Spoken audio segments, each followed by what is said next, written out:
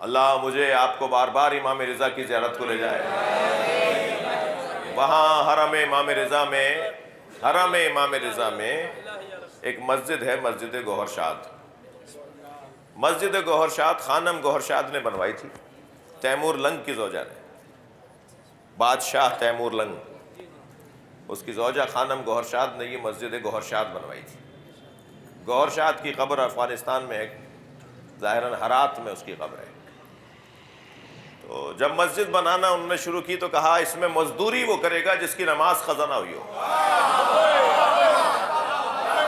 بھائی مسجد بن رہی ہے جی، امام بارگاہ وہ بناتا ہے جو آج تک حلقے میں لگ کے ماتم نہیں کیا جس نے، تو برکت کیسے ہوگی امام بارگاہ میں؟ نہیں، ان چیزوں کے اثرات ہیں. مسجد اگر وہ بنائیں جو نماز جماعتی نہیں پڑھتے تو مسجد میں رونق کیسے ہوگی؟ جن عمارتوں کی بنیاد تقویٰ پر ہوتی ہے وہی عمارتیں رونق پاتی ہیں. اب وہ کہنے لگی جی اس میں وہ مزدور کام کریں گے کہ جن کی نماز قضا نہ ہوئی ہو. سارے وہی مزدور ڈھونڈے گئے جنہوں نے سب نے عہد کر کے بتایا، قسم کھا کے بتایا، لوگوں نے بھی گواہیاں دی پکا نمازی ہے.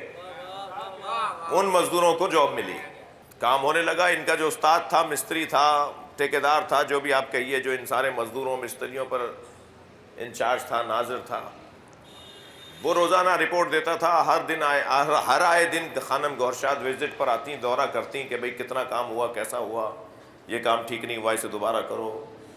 تو ایک دن وہ معائنہ کر رہی تھیں کہ ان کے چہرے سے نقاب ہٹی اور یہ فریفتہ ہو گئے. دوسرے دن سے کام پر نہیں آئے. بھئی کیا ماجرا ہے؟ کہا وہی کہتے ہیں جی میرا تو دل ہی خراب ہو گیا جی، اور میں تو شادی کروں گا. انہوں نے کہا جی یہ تو بادشاہ کی بیوی ہیں، مارے جاؤ گے. کہا جی میں کیا کروں، کام ہی چھوڑ دیتا ہوں. خانم گوہر شاد کی ان کو ضرورت تھی کہ یہ ایسا ہی بندہ کام کرے.